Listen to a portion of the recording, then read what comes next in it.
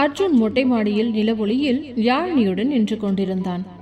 யாழி, பாத்தியா, குடும்பத்துல ஒவ்வொருத்தரும் அவங்க வாழ்க்கையில செட்டில் ஆகிட்டாங்க. காவியாக்கு இன்னும் ஒரு வாரத்துல டெலிவரி டைம் வந்துடும். நிலா மித்ரனுக்கும் ஒரு வழி காட்டியாச்சு. இப்போதான் என் மனசு ரொம்ப லேசா இருக்கு என்று கோரினான். யாழினி அவன் மார்பில் சாய்ந்து கொண்டு, எல்லாம் உங்க உழைப்பு அர்ஜுன். இப்போ நாம மட்டும் இல்ல, நம்ம ஆராதனாவுக்கு ஒரு குட்டி தம்பி இல்லைன்னா தங்கையோ வரப்போறாங்க. அந்த நிமிஷத்துக்காகத்தான் நான் காத்துக்கிட்டு இருக்கேன் என்றதும் அர்ஜுன் அவளை தன் பக்கம் இழுத்து அணைத்தவன் அந்த அமைதியான இரவை ரசித்துக் கொண்டிருந்தான். வளைகாப்பு விசேஷம் முடிந்து ஒரு வாரம் மிக அமைதியாக கழிந்தது. ஆனால் அந்த அமைதிக்கு பின்னால் ஒரு பெரிய மகிழ்ச்சியான புயல் வரப்போகிறது என்பதை யாரும் எதிர்பார்க்கவில்லை. அன்று நள்ளிரவு 2 மணி இருக்கும். பங்களாவே நிசப்தத்தில் ஆழ்ந்திருந்தது. திடீரென்று காவியாவின் அறையிலிருந்து ஒரு பலமான அலறல் சத்தம் கேட்டது. சிவா, வலிக்குது சிவா, என்னால முடியல. யாழினி, ஹனா என்று காவியா வலியில் துடித்தாள். அடுத்த நொடியே சிவா படுக்கையை விட்டு தெரித்து எழுந்து அமர்ந்தான். அவளது நிலையை பார்த்ததும் அவனுக்கு ஒரு மருத்துவராக புரிந்துவிட்டது இது பிரசவ வலிதான் என்று. கவி, பயப்படாத, நான் இருக்கேன், இதோ வந்துட்டேன் என்று பதறியபடி அவளை தாங்கி பிடித்தான். அதே சமயம் பக்கத்து அறையில் இருந்த அர்ஜுனும் யாழினியும் அலறல் சத்தம் கேட்டு ஓடி வந்தனர். அர்ஜுன் வாசலிலேயே நின்று, சிவா, என்னாச்சி, காவியாவுக்கு ரொம்ப வலிக்குதா என்று பதற்றத்தில் கத்தினான். அவனது முகம் பயத்தில் வெளுத்து போயிருந்தது. சிவா நிதானமாக, அர்ஜுன், இது டெலிவரி பெயின் தான், இப்பவே ஹாஸ்பிட்டல் கிளம்பணும், காரை எடுங்க என்றான். அர்ஜுன் ஒரு வினாடி கூட தாமதிக்காமல் கீழே ஓடி சென்று காரை தயார் செய்தான். யாழினி காவியாவின் கைகளை பிடித்து கொண்டு, காவியா, தைரியமாறு, ஒன்னும் ஆகாதடி, இதோ நான் உன் கூடவே இருக்கேன் என்று ஆறுதல் சொன்னாள். மித்ரனும் நிலாவும் சத்தம் கேட்டு எழுந்து வந்து தேவையான துணிமணிகள் மற்றும் பேபி கிட் பைகளை எடுத்துக்கொண்டு ஓடினர். காரில் மருத்துவமனைக்கு செல்லும் வழியெல்லாம் காவியா சிவாவின் கையை இறுக பிடித்து கொண்டு வலியால் துடித்தாள். அர்ஜுன் முன்னெப்போதும் இல்லாத வேகத்தில் காரை செலுத்தினான். மருத்துவமனைக்கு சென்றதும் காவியா உடனே லேபர் வார்டுக்கு மாற்றப்பட்டாள். வெளியே அர்ஜுன் அங்கும் இங்கும் நடந்தபடியே இருந்தான். அவனது கைகள் நடுங்கின. யாழி, என் காவியாவுக்கு ஒன்றும் ஆகாதில்ல, அவ ரொம்ப சின்ன பொண்ணு, அந்த வலி அவளால தாங்க முடியுமா என்று ஒரு அப்பாவை போல புலம்பினான். யாழினி அவனது தோளில் கை போட்டு, அர்ஜுன், சிவா அண்ணா உள்ள இருக்காங்கல்ல, அவங்க ஒரு டாக்டர், அதுக்கு மேல அவளோட புருஷன், அவளை அவர் பத்திரமா பார்த்துப்பார், நீங்க அமைதியா இருங்க என்று சமாதானப்படுத்தினாள். சுமார் 2 மணி நேர போராட்டத்திற்கு பிறகு லேபர் வார்டின் கதவு மெதுவாக திறக்கப்பட்டது. சிவா வெளியே வந்தான். அவனது முகத்தில் ஒரு பெரிய புன்னகையும் கண்களில் ஆனந்த கண்ணீரும் மல்கி இருந்தது. அர்ஜுன், யாழி, நிலா, நம்ம வீட்டுக்கு ஒரு அழகான ஆண் குழந்தை பிறந்திருக்கு, காவியாவும் பாப்பாவும் ரொம்ப சூப்பரா இருக்காங்க என்று சிவா உணர்ச்சி வசப்பட்டு கூறினான். அர்ஜுன் அப்படியே சிவாவை கட்டி கொண்டு தேம்பி தேம்பி அழுதான். தேங்க்ஸ் சிவா, என் தங்கச்சியை மீட்டு தந்துட்ட, எனக்கு ஒரு மருமகன் வந்துட்டான் என்று கத்தினான். நிலாவும் மித்ரனும் ஒருவரையொருவர் பார்த்து சிரித்து கொண்டனர். யாழினியின் முகத்தில் ஒரு பெரிய நிம்மதி தெரிந்தது. சிறிது நேரத்திற்கு பிறகு அர்ஜுன் உள்ளே சென்று காவியாவை பார்த்தான். அவள் மிகவும் களைப்பாக இருந்ததாலும் தன் பக்கத்தில் இருந்த அந்த பிஞ்சு உயிரை பார்த்து புன்னகைத்து கொண்டிருந்தாள். அர்ஜுன் மெதுவாக அந்த பட்டு துணியில் சுற்றப்பட்டிருந்த குழந்தையை தன் கைகளில் வாங்கினான். பாருடா சிவா, அப்படியே ஒன்ன மாதிரியே இருக்கான், ஆனா மூக்கு மட்டும் ஏன் தங்கச்சி ஜாட என்று அர்ஜுன் சொல்ல அங்கிருந்த அனைவரும் சிரித்தனர். அந்த சிறிய உயிர் அர்ஜுனின் விரலை பிடித்து கொண்ட போது அவனது அத்தனை கவலைகளும் மறந்து போனது. மறுநாள் காலை கமலாவும் கதிரவனும் மருத்துவமனைக்கு ஓடி வந்தனர். சண்முகமும் மாரியம்மாளும் தங்கள் மகனுக்கு ஒரு வாரிசு வந்துவிட்டது என்ற சந்தோஷத்தில் இனிப்புகளை விநியோகித்து தங்கள் மகிழ்ச்சியை பகிர்ந்து கொண்டனர். அந்த மருத்துவமனை அறையே ஒரு பெரிய குடும்ப விழா கோலமாக மாறியது. அர்ஜுன் தன் கையில் இருக்கும் அந்த புதிய வாரிசை பார்த்தபடி, இனிமே இந்த வீட்டுல ஆராதனாவும் இந்த சின்ன குட்டியும் தான் ராஜாவும் ராணியும் என்று சொல்ல அந்த பங்களாவின் எதிர்காலம் இன்னும் பிரகாசமாக தெரிந்தது. மருத்துவமனையில் காவியாவிற்கு அழகான ஆண் குழந்தை பிறந்த மகிழ்ச்சியில் ஒட்டுமொத்த குடும்பமுமே திளைத்திருக்க அர்ஜுன் சொன்னபடி மித்ரனும் நிலாவும் மதிய உணவை எடுத்துக்கொண்டு வருவதற்காக வீட்டிற்கு வந்தனர். அந்த பெரிய பங்களா இப்பொழுது சற்று அமைதியாக இருந்தாலும் ஒரு புதிய வாரிசு வந்த உற்சாகம் காற்றில் மிதந்து கொண்டிருந்தது. வாசல் வரை காரி ஓட்டி வந்த மித்ரன் வண்டியை நிறுத்திவிட்டு நிலாவை பார்த்தான். நிலா, அக்காவுக்கு பாப்பா பிறந்ததுலேருந்து எனக்குள்ள ஏதோ ஒரு புது எனர்ஜி வந்த மாதிரியே இருக்குதுடி. அந்த பிஞ்சு விரலை நான் தொட்டப்போ ஒரு பெரிய பிசினஸ் டீல் முடிச்சதை விட 1000 மடங்கு சந்தோஷமா இருந்துச்சு என்று நெகிழ்ந்து சொன்னான். நிலா சிரித்து கொண்டே, நிஜம்தான் மித்ரா, ஆராதனா குட்டிக்கு அப்புறம் இப்போ ஒரு தம்பி பாப்பா. நம்ம வீடு இனிமே இன்னும் கலகலப்பா இருக்கும். சரி வாங்க, சீக்கிரம் ரெஃப்ரெஷ் ஆயிட்டு லஞ்ச் எடுத்துட்டு போவோம் என்றார். இருவரும் வீட்டிற்குள் நுழைய வேலைக்காரர்கள் ஓடி வந்து நலம் விசாரித்தனர். தம்பி, சின்னம்மாவுக்கு பாப்பா பிறந்துருச்சாமே, ரொம்ப சந்தோஷம் தம்பி என்று அவர்கள் சொல்ல மித்ரனும், ஆமாம்மா, எல்லாரும் ரொம்ப நல்லா இருக்காங்க. நீங்க சீக்கிரம் எல்லாருக்கும் லஞ்ச் பேக் பண்ணி வைங்க, நாங்க இதோ ரெஃப்ரெஷ் ஆயிட்டு வந்துடுறோம் என்று கூறிவிட்டு தன் அறைக்கு சென்றான். நிலாவும் தனது அறைக்கு சென்றாள். சுமார் 20 நிமிடங்களுக்கு பிறகு மித்ரன் குளித்து முடித்துவிட்டு ஒரு மெல்லிய நீல நிற டிஷர்ட்டில் வெளியே வந்தான். அவனது மனதுக்குள் இன்னும் அந்த பாப்பாவின் முகம்தான் ஓடிக்கொண்டிருந்தது. நிலாவை பார்த்து அந்த சந்தோஷத்தை பகிர வேண்டும் என்ற துடிப்பில் அவளது அறைக்கு சென்றான். கதவு லேசாக திறந்திருக்க நிலா அப்பொழுதுதான் குளித்துவிட்டு வந்து கண்ணாடியின் முன்னால் நின்று தன் கூந்தலை உலர்த்தி கொண்டிருந்தாள். நிலா ஒரு மெல்லிய காட்டன் நைட்டியில் எந்த ஒப்பனையும் இல்லாமல் குளித்து வந்த அந்த பசுமையோடு ஒரு தேவதையைப் போல காட்சியளித்தாள். அவளது கூந்தலில் இருந்து தெரித்த நீர்த்துளிகள் அவளது தோள்களில் பட்டு தெரிக்க மித்ரன் அப்படியே வாசலிலேயே நின்று அவளையே இமைக்காமல் பார்த்தான். அந்த நள்ளிரவு சந்திப்பிற்கு பிறகு இன்று நிலா இன்னும் வசீகரமாகவும் காதலில் திளைப்பவளாகவும் அவனுக்கு தெரிந்தாள். நிலா என்று மித்ரன் மெல்லிய குரலில் அழைக்க நிலா திடுக்கிட்டு திரும்பி பார்த்தாள். மித்ரனின் கண்களில் இருந்த அந்த தாகத்தையும் ஒருவித பரவசத்தையும் கண்டவள் லேசாக வெட்கத்துடன் புன்னகைத்தாள். என்ன மித்ரன், ரெடி ஆகிட்டீங்களா? நான் இதோ வந்துடுறேன் என்று சொல்லிக்கொண்டே கூந்தலை ஒரு பக்கமாக தூக்கி முடித்தாள். மித்ரன் மெதுவாக அவள் அருகே வந்து அவளது தோள்களை பற்றினான். அவளது மேனியில் இருந்து வீசிய அந்த சோப்பு வாசனையும் ஈரம் கலந்த நறுமணமும் மித்ரனை நிலை கொலைய செய்தன. நிலா, இன்னைக்கு ஹாஸ்பிட்டல்ல காவியக்காவையும் அந்த பாப்பாவையும் பார்த்தப்போ எனக்குள்ள ஒரு அழகான கனவு ஓடிச்சுடி. ஒரு நாள் நமக்கும் இதே மாதிரி ஒரு அழகான வாழ்க்கை, நம்மளோட ஒரு வாரிசு. நினைக்கும் போதே என் உடம்பு ஒரு மாதிரி சிலிர்க்குது என்று அவளது காதோரம் குறைவாக சொன்னான். நிலா அவனது கைகளை பிடித்து கொண்டு அவன் மார்பில் சாய்ந்தாள். மித்ரன், நீங்க இன்னைக்கு ரொம்ப எமோஷ்னலா இருக்கீங்கன்னு எனக்கு தெரியுது. எனக்கும் அப்படிதான் தோணுது. அண்ணா, அண்ணி, அக்கா, சிவா இவங்க எல்லாரும் ஒருத்தருக்கு ஒருத்தர் எவ்வளோ அன்பா இருக்காங்கன்னு பார்க்கும்போது நம்ம வாழ்க்கையும் இதே மாதிரி இருக்கணும்னு தான் நான் ஆசைப்படுறேன் என்றாள். மித்ரன் அவளை தன் பக்கம் திருப்பி அவளது முகத்தை கைகளில் ஏந்தியவன், நிலா, உன்னை பார்த்தாலே எனக்குள்ள ஒரு கண்ட்ரோல் மிஸ் ஆகுதுடி.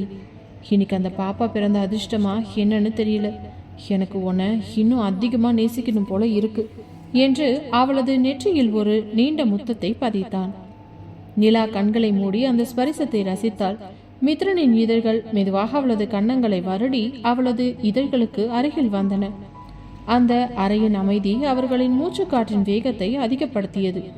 மித்ரன் அவளது இடையை இறுக பற்றி தன் பக்கம் இழுக்க நிலா அவனது சட்டையை பிடித்து கொண்டு அவனது அணைப்பில் உருகினாள். மித்ரன், யாராவது வந்துட்டு போறாங்க என்று நிலா முணுமுணுக்க, யாரும் வரமாட்டாங்க நிலா, இந்த நிமிஷம் நீயும் நானும் மட்டும்தான் இங்க என்று சொல்லி அவளது இதழ்களில் ஒரு மென்மையான அதே சமயம் ஆழமான முத்தத்தினை கொடுத்தான். நீண்ட நேரமாக தொடர்ந்த அந்த தழுவுதலும் முத்தமும் அவர்களுக்குள் ஒரு புதிய மின்சாரத்தை பாய்ச்சியது. மித்ரன் அவளது கழுத்தின் வளைவுகளில் தன் முகத்தை புதைத்து அவளது ஈரமான கூந்தலின் வாசனையை நுகர்ந்தான்.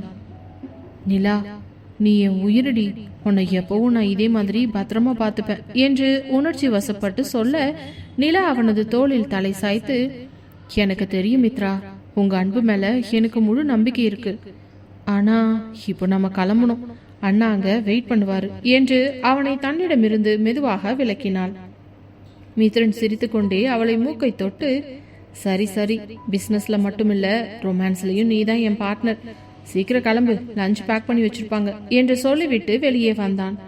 நிலா கண்ணாடி முன்னால் நின்று தன் கலைந்த கூந்தலை சரி செய்த போது அவளது முகத்தில் ஒரு பேரானந்தம் மின்னியது.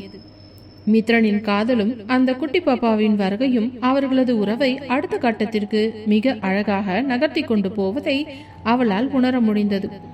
இருவரும் மதிய உணவை எடுத்துக்கொண்டு உற்சாகமாக மருத்துவமனைக்கு கிளம்பினர். அந்த பயணம் அவர்களுக்குள் ஒரு புதிய புரிதலையும் பிரிக்க முடியாத ஒரு பந்தத்தையும் உறுதிப்படுத்தியது. மித்ரனும் நிலாவும் மதிய உணவை எடுத்துக்கொண்டு மருத்துவமனைக்கு வந்தபோது அங்கே ஒரு மௌனமான மகிழ்ச்சி நிலவிக் கொண்டிருந்தது. அர்ஜுன் வார்டுக்கு வெளியே இருந்த சோஃபாவில் அமர்ந்து ஆழ்ந்த யோசனையில் இருந்தான். இவர்களை பார்த்ததும் அவனது முகம் மலர்ந்தது. வாங்கடா, பசி உயிர் போகுது. யாழினி இப்பதான் பாப்பாவையும் காவியாவையும் தூங்க வச்சுக்கிட்டு இருந்தா என்றான் அர்ஜுன். யாழினி வெளியே வந்து, மித்ரா, நிலா, நீங்க 2 பேரும் ஏன் இவ்வளோ லேட்டு? நான் எப்போவோ வருவீங்கன்னு பார்த்தேன் என்று கேலியாக கேட்க நிலா சட்டென்று தன் முகத்தை சிவக்க வைத்து கொண்டாள். மித்ரன் சமாளித்து கொண்டு, கிழக்கா, டிராஃபிக் கொஞ்சம் அதிகமா இருந்துச்சு அதான் என்று இழுக்க யாழினிக்கு விஷயம் புரிந்து விட்டது. அவள் மெதுவாக நிலாவின் காதோரம் சென்று, என்ன நிலா, முகம் ஏன் இவ்வளோ செவந்திருக்கு? மித்ரன் ஏதாவது குறும்பு பண்ணானா என்று கிசுகிசுக்க நிலா அவளது கையை தட்டிவிட்டு சிரித்தாள். அனைவரும் அமர்ந்து மதிய உணவை சாப்பிட்டு கொண்டிருந்த போது அர்ஜுன் திடீரென்று ஒரு விஷயத்தை ஆரம்பித்தான். சிவா, காவி, பாப்பாவுக்கு பெயர் வைக்கிறத பத்தி ஏதாவது யோசிச்சிருக்கீங்களா என்று கேட்டான். சிவா சிரித்து கொண்டே, அர்ஜுன், உங்களை விடவா நாங்க நல்ல பேரா யோசிக்க போறோம், நீங்களே ஒரு நல்ல பேரா சொல்லுங்க என்றான். அர்ஜுன் மெதுவாக வாட்டுக்குள் சென்று தொட்டிலில் உறங்கிக் கொண்டிருந்த அந்த பிஞ்சு வாரிசை தூக்கினான். அந்த சின்ன குட்டி அர்ஜுனின் விரலை பற்றி கொள்ள அர்ஜுனின் கண்கள் பனித்தன. அவன் யாழினியை பார்த்து, யாழி, நான் ஒரு பேர் யோசிச்சு வச்சிருக்கேன். நம்ம குடும்பத்தோட அன்பையும் வீரத்தையும் குறிக்கிற மாதிரி இருக்கணும் என்றான். எல்லோரும் ஆவலுடன் அர்ஜுனை பார்க்க அவன் மெதுவாக பாப்பாவின் காதில் அந்த பெயரை 3 முறை சொன்னான். வித்யுத் என்று. வித்யுத் அப்படின்னா மின்சாரம் ஒளின்னு அர்த்தம். நம்ம வீட்டுக்கு வந்திருக்கிற இந்த ஒளி எப்பவும் நம்ம எல்லாரையும் பிரகாசமா வச்சுக்கும் என்று அர்ஜுன் அந்த பெயருக்கு விளக்கம் அளித்தான். காவியா அந்த பெயரை கேட்டதும் நெகிழ்ந்து போனாள். அண்ணா, ரொம்ப அழகான பேர். என் பையனுக்கு வித்யுத்னு நீங்க பேர் வச்சது எனக்கு பெரிய சந்தோஷம் என்று நெகிழ்ந்து சொன்னாள். மித்ரன் உற்சாகமாக, வித்யுத் சூப்பர் மாமா, இப்போ நம்ம வீட்டில் ஆராதனை ஒரு பக்கம், வித்யுத் ஒரு பக்கம்னு 2 வாண்டுகள் சேட்டை பண்ண போறாங்க என்று சொல்லி பாப்பாவை தூக்கி தன் தோளில் சாய்த்து கொண்டான். நிலா அந்த பாப்பாவின் நெற்றியில் முத்தமிட்டு, நம்ம வித்யுத் குட்டிக்கு நான் நிறைய பொம்மைகள் வாங்கிட்டு வருவேன் என்றாள். 3 நாட்களுக்கு பிறகு காவியாவையும் வித்யுத் குட்டியையும் வீட்டிற்கு அழைத்து செல்லும் ஏற்பாடுகள் நடந்தன. அர்ஜுன் பங்களா முழுவதும் விளக்குகளால் அலங்கரிக்கப்பட்டிருந்தது. கமலாவும் மாரியம்மாளும் வாசலில் ஆரத்தி எடுத்து காவியாவையும் அந்த புரிதை வாரிசையும் வரவேற்றனர். ஆராதனா குட்டி தன் தம்பியை பார்த்ததும் மெதுவாக அவனது கன்னத்தை தொட்டு பார்த்தாள். தம்பி தம்பி என்று அவள் மழலையில் கூப்பிட அந்த பங்களாவை ஒரு பெரிய சிரிப்பொலியில் நனைந்தது. அர்ஜுன் யாழினியின் தோளில் கை போட்டுக்கொண்டு, யாழி, பாத்தியா நம்ம குடும்பம் இப்போ எவ்வளோ முழுமையா இருக்குதுன்னு என்று கேட்க யாழினி அவனது மார்பில் சாய்ந்து, ஆமா அர்ஜுன், இந்த சந்தோஷம் காலத்துக்கும் இப்படியே இருக்கணும் என்று வேண்டிக் கொண்டாள். நிச்சயதார்த்தம் செய்ய போகும் மித்ரன் நிலா புதிய வாரிசை பெற்றெடுத்த சிவா, காவியா மற்றும் ஒட்டுமொத்த குடும்பத்தையும் தாங்கும் அர்ஜுன், யாழினி என அந்த பங்களா ஒரு நிஜமான சொர்க்கமாக மாறியிருந்தது. மருத்துவமனையிலிருந்து காவியாவையும் வித்யுத் குட்டியையும் வீட்டிற்கு அழைத்து வந்த அந்த முதல் நாள் அர்ஜுன் பங்களாவை ஒரு புதிய நறுமணத்தில் திளைத்தது. ஆனால் சாஸ்திரப்படி பிரசவம் முடிந்த பெண்ணிற்கு அந்த 11 நாட்கள் தீட்டு காலம் என்பதால் காவியா தனி அறையில் வைக்கப்பட்டிருந்தாள். அவளை யாரும் நேரடியாக தொடக்கூடாது, அவள் சமையல் அறைக்கோ அல்லது மற்ற இடங்களுக்கோ வரக்கூடாது என்பது பெரியவர்களின் கட்டளை. 11வது நாள் விடிந்தது. அன்றுதான் தீட்டு கழிக்கும் நாள். அதிகாலையிலேயே மாரியம்மாளும் கமலாவும் எழுந்து வீட்டை சுத்தம் செய்து வாசலில் மாவிலை தோரணம் கட்டினர். காவியாவிற்கு விசேஷமான மூலிகை குளியல் கொடுக்கப்பட்டது. அதன் பிறகு ஒரு புரோகிதர் வரவழைக்கப்பட்டு வீடு முழுவதும் புண்ணியாஸ்தானம் செய்யப்பட்டு புனித நீர் தெளிக்கப்பட்டது. காவியா ஒரு அழகான நீல நிற பட்டு புடவையில் கையில் வித்யுத் குட்டியை ஏந்தியபடி ஹாலிற்கு வந்தாள். அங்கே அர்ஜுன், யாழினி, சிவா, மித்ரன், நிலா என அனைவரும் ஆவலோடு காத்திருந்தனர். அர்ஜுன் தன் தங்கையை பார்த்ததும் நெகிழ்ந்து போனவன், வா காவி, இப்பதான் இந்த வீடு முழுமையடைஞ்ச மாதிரியே இருக்கு. இத்தனை நாள் நீ தனி அறையில இருந்தது இந்த வீட்டுல ஏதோ ஒரு ஜீவன் இல்லாத மாதிரியே இருந்துச்சுடா என்று பாசத்தோடு சொன்னான். யாழினி காவியாவின் அருகில் சென்று அவளது நெற்றியில் குங்குமம் இட்டு, காவி, இப்பதான் உன்னை தொட முடியுது. இந்த தீட்டு காலம் முடிகிற வரைக்கும் நான் ஆராதனாவை வச்சுக்கிட்டு எவ்வளோ கஷ்டப்பட்டேன்னு எனக்கு தான் தெரியும். இப்போ பாரு, உன் தம்பி பாப்பாவுக்காக ஆராதனா எவ்வளோ துடிக்கிறான்னு என்று ஆராதனாவை வித்யுத் அருகே கொண்டு காட்டினாள். ஆராதனா தன் பிஞ்சு விரல்களால் தம்பியின் காலை தொட முயல அந்த இடமே கலகலப்பானது. மதிய உணவிற்கு பிறகு அர்ஜுன் மித்ரனையும் நிலாவையும் அழைத்து அமர வைத்தான். மித்ரன், நிலா, உங்க 2 பேருக்கும் ஒரு விஷயம் சொல்லணும். காவியாவோட வித்யுத் குட்டிக்கு வர்ற திங்கக்கிழமை பெயர் வைக்கிற விசேஷமும் தொட்டில போடுற ஃபங்க்ஷனும் இருக்குது. அது வரைக்கும் நாம வேற எந்த விசேஷத்தையும் பத்தி யோசிக்க கூடாது. ஒரு குழந்தையோட முதல் விசேஷம் அந்த வீட்டுக்கு ரொம்ப முக்கியம். அது முடிஞ்ச கையோட ஒரு நல்ல நாளா பார்த்து இங்க நம்ம வீட்லயே உங்க நிச்சயதார்த்தத்தை ஊரே வைக்கிற மாதிரி பிரம்மாண்டமா நடத்தலாம். என சரியா என்று அர்ஜுன் கேட்க நிலா வெட்கத்துடன் தலையசைத்தாள். மித்ரனும், கண்டிப்பா மாமா, நீங்க சொல்றதுதான் சரி. முதல்ல வித்யுத் குட்டியோட விசேஷம் நல்லபடியா முடியட்டும் என்றான்.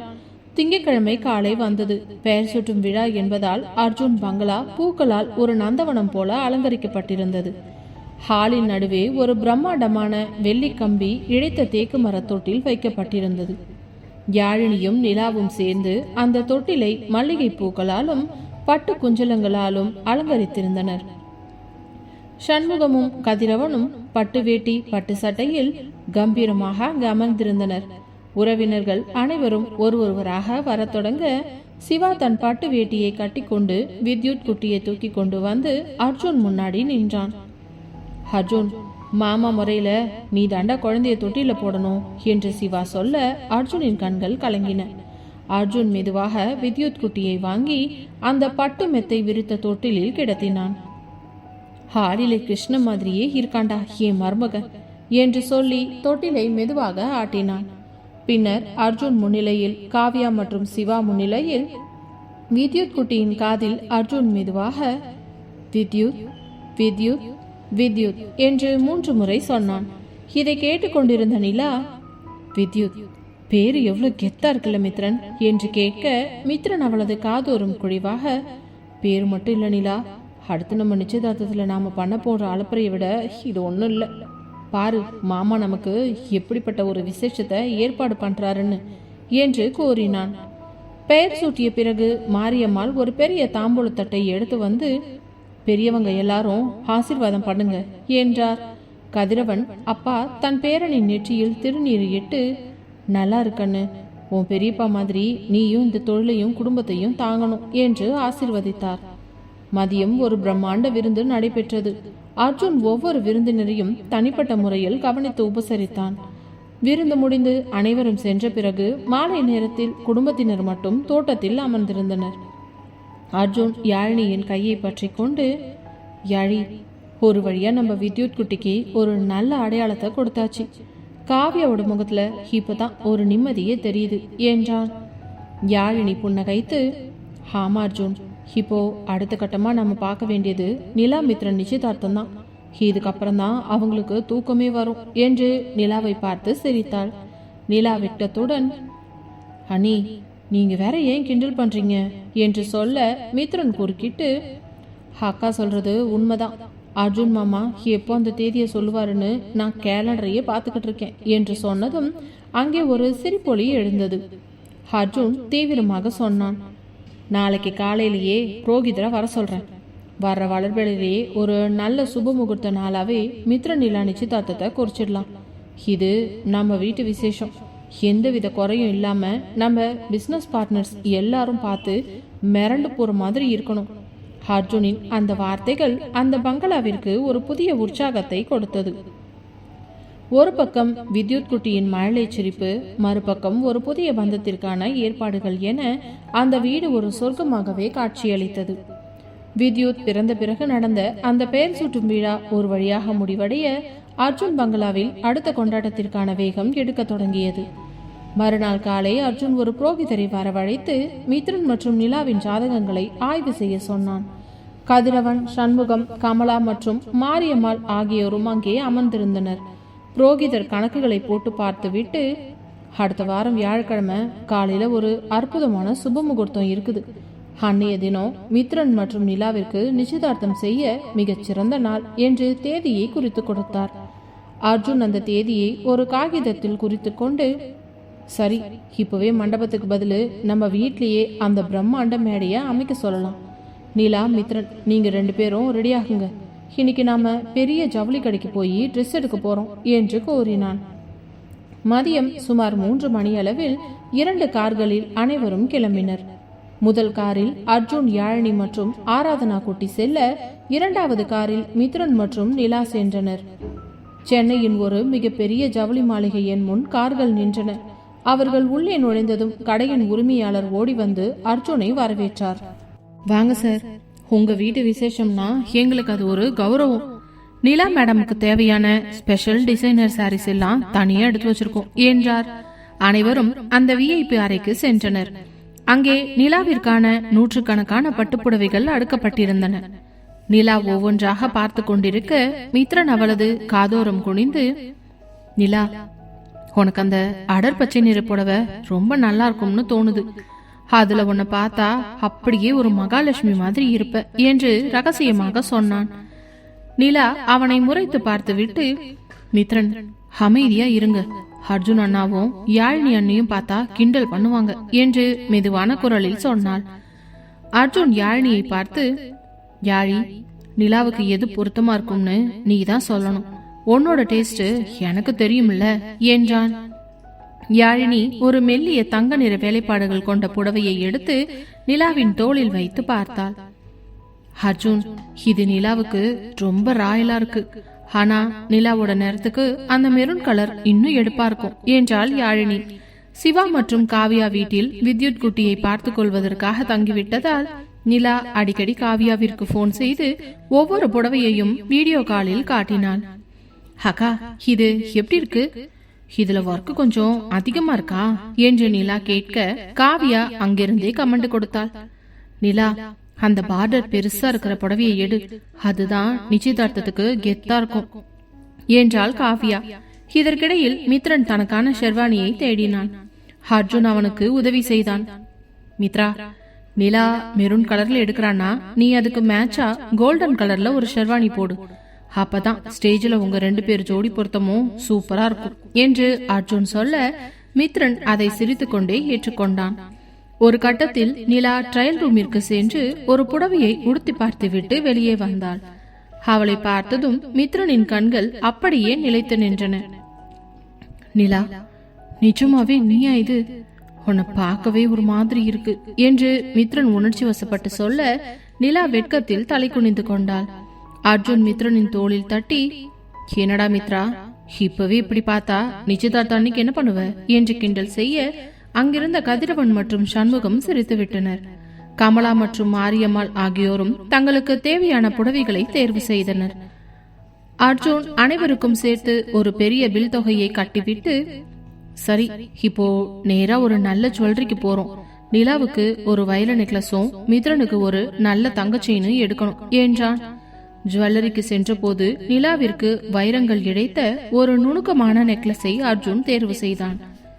இது நிலாவுக்கு நான் கொடுக்கிற கிஃப்ட் என்று அர்ஜுன் சொல்ல, நிலாவின் கண்கள் பனித்தன.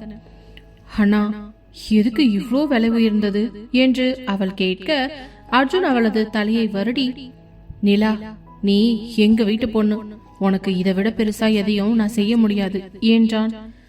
மித்ரன் நிலாவிற்காக ஒரு மோதிரத்தை தனியாக தேர்வு செய்தான். அந்த மோதிரத்தின் உள்ளே MN என்று பொறிக்கப்பட்டிருந்தது. அதை நிலாவிடம் காட்டிய போது அவள் அப்படியே நிகழ்ந்து போனாள். மித்ரன், இது எப்பவும் என் விரல்லையே இருக்கும் என்று நிலா சொல்ல, அந்த இடம் முழுக்க ஒரு அழகான காதல் மனம் வீசியது. மாலை நேரம் வீடு திரும்பிய போது அனைவரும் களைப்பாக இருந்தாலும் முகத்தில் ஒரு பெரிய மகிழ்ச்சி இருந்தது.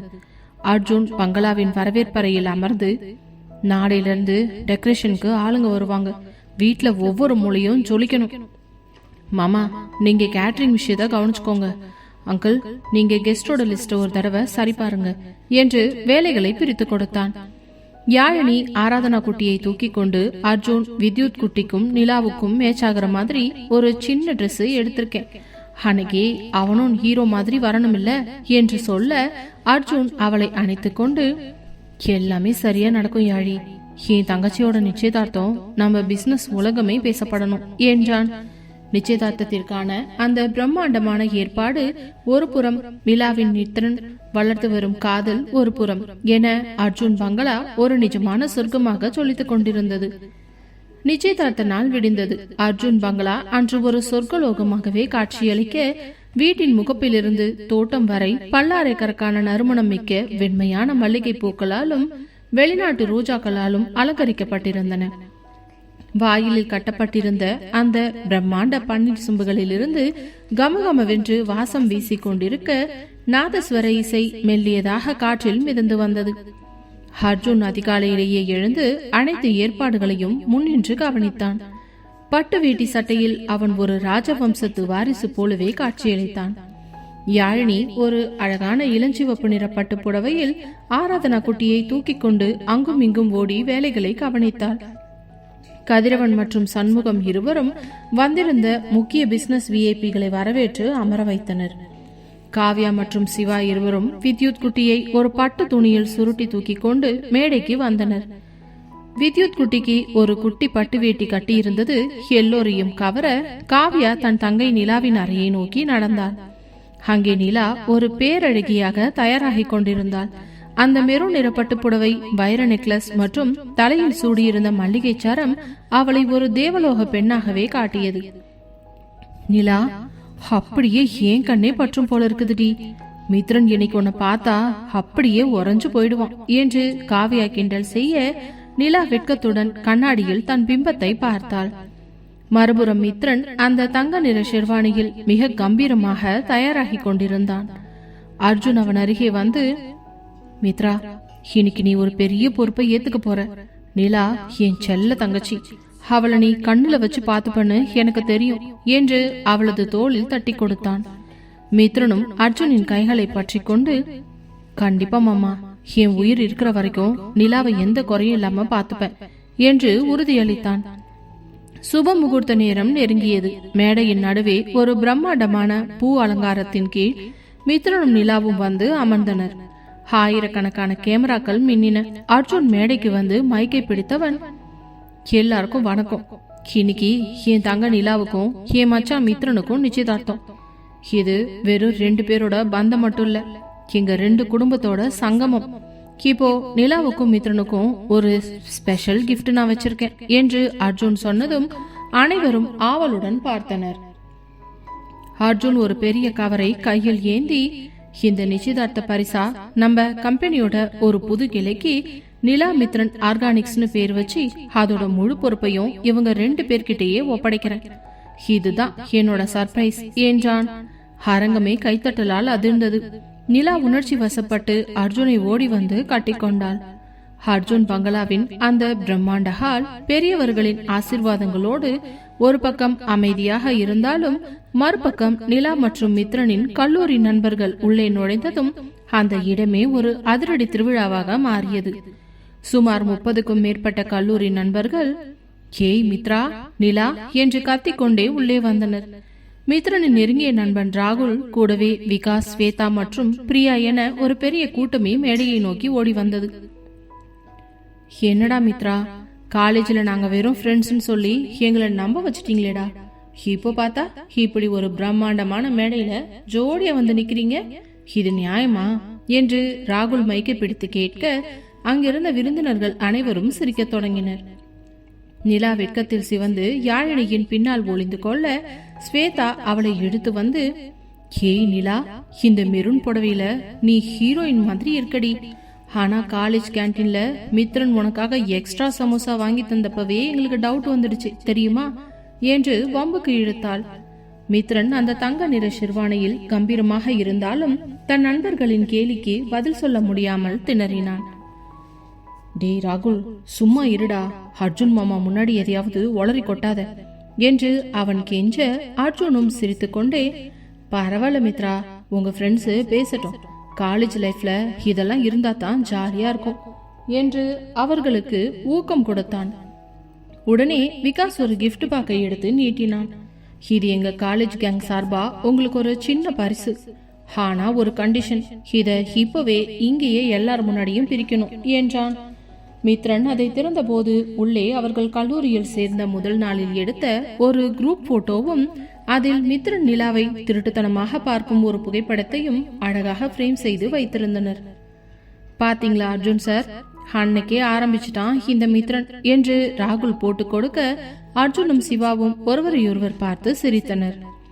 யாழினி ஆராதனா குட்டியை தூக்கி கொண்டு வந்து, பாத்தி ஆராதனா, உங்க அத்தைக்கும் மாமாக்கும் எவ்வளவு அழகான ஃப்ரெண்ட்ஸ் இருக்காங்கன்னு என்று அந்த புகைப்படத்தை காட்டினாள். அப்பொழுது ஒரு பெரிய சர்ப்ரைஸாக நிலாவின் கல்லூரி தோழிகள் ஒரு பிளாஷ் மேப் டான்ஸை ஆடத் தொடங்கினர். லேட்டஸ்ட் சினிமா பாடல்களுக்கு அவர்கள் ஆடிய ஆட்டம் அந்த பங்களாவின் பாரம்பரியமான சூழலை ஒரு நிமிடம் அப்படியே மாற்றி ஒரு பப்பு போன்ற துள்ளலான இடமாக மாற்றியது. மித்ரனும் நிலாவையும் மேடைக்கு இழுத்து வந்து ஆட வைத்தனர். நிலா முதலில் தயங்கினாலும் தன் தோழிகளின் உற்சாகை பார்த்த மித்ரன் இணைந்து ஒரு சிறிய ஸ்டெப்பு போட்டாள். இதையெல்லாம் பார்த்து கொண்டிருந்த கதிரவனும் சண்முகமும், நம்ம காலத்துல இதெல்லாம் இல்லையேப்பா, இப்போ இருக்கிற பிள்ளைங்க எவ்வளோ ஜாலியா இருக்காங்க பாரு என்று வியந்து பேசிக்கொண்டனர். கமலா மற்றும் மாரியம்மாள் கூட அந்த பாடல்களுக்கு தாளம் போட தொடங்கினர். டைனிங் ஏரியாவிற்கு நண்பர்கள் சென்ற போது அங்கே இன்னும் கலாட்டா அதிகமானது. டேய் மித்ரா, நிச்சயதார்த்தம் முடிஞ்ச கையோட நமக்கு ஒரு பெரிய பார்ட்டி வேணும். அதுவும் நீ புதுசா ஆரம்பிக்க போற அந்த புதிய கலையில தான் முதல் பார்ட்டி இருக்கணும் என்று ராகுல் பிடிவாதம் பிடிக்க, மித்ரனோ சிரித்து கொண்டே, கண்டிப்பாடா, உங்க எல்லாரையும் வச்சுதான் அந்த ஆபீஸ் ஓபனிங்கே நடக்கும் என்று வாக்குறுதி கொடுத்தான். சிவா இடையில் வந்து, ஏய் பசங்களா, ரொம்ப நேரம் வம்பு இழுக்காதீங்க, நிலா பாவம் ரொம்ப டயர்ட் ஆயிட்டா என்று சொல்ல, அடடா, டாக்டர் சார் இப்பவே மச்சினிச்சி காதல காப்பாத்த வந்துட்டாரோ என்று அவரையும் கிண்டல் செய்தனர். அன்று மாலை முழுவதும் அந்த பங்களாவில் அமைதியே இல்லை. நண்பர்களின் சிரிப்பு சத்தம், செல்ஃபி எடுக்கும் சத்தங்கள், பழைய காலேஜ் நினைவுகளை பகிர்ந்து கொள்ளும் உரையாடல்கள் என அந்த நிச்சயதார்த்தமே ஒரு உயிரோட்டமான விழாவாக மாறியது. அர்ஜுன் ஒரு ஓரமாக நின்று இதையெல்லாம் ரசித்து பார்த்தான். யாழினி, பிசினஸ் பார்ட்னர்ஸ் வர்றப்போ இருந்த அந்த ஃபார்மலான சூழ்நிலையை விட இந்த பசங்க வந்த பிறகுதான் இந்த நிச்சயதார்த்தம் ஒரு முழுமையான கொண்டாட்டமா மாறி இருக்குல்ல என்றான் அர்ஜுன். யாழினி தலையசைத்து, நிச்சயமா அர்ஜுன், நிலாவுக்கும் மித்ராக்கும் இதுதான் மறக்க முடியாத நாளா இருக்கும். அவங்க லைஃப்ல இவ்ளோ நல்ல நண்பர்கள் கிடைச்சது அவங்க செஞ்ச அதிர்ஷ்டம் என்றார். வித்யுத் குட்டி தன் அம்மாவின் மடியில் இருந்தபடியே அந்த சத்தங்களை கேட்டு மிரளாமல் வேடிக்கை பார்த்து கொண்டிருந்தான். இரவு நண்பர்கள் அனைவரும் விடைபெறும் போது, மித்ரா, நிலா, சீக்கிரமா கல்யாண தேதி சொல்லுங்க, அப்போ இதை விட பெரிய ரகலையா பண்ணுவோம் என்று சொல்லிவிட்டு சென்றனர். அவர்கள் சென்ற பிறகு அந்த பங்களாவில் ஒரு அமைதி நிலவினாலும் அவர்களின் கலகலப்பான நினைவுகள் அங்கே அப்படியே தங்கியிருந்தன.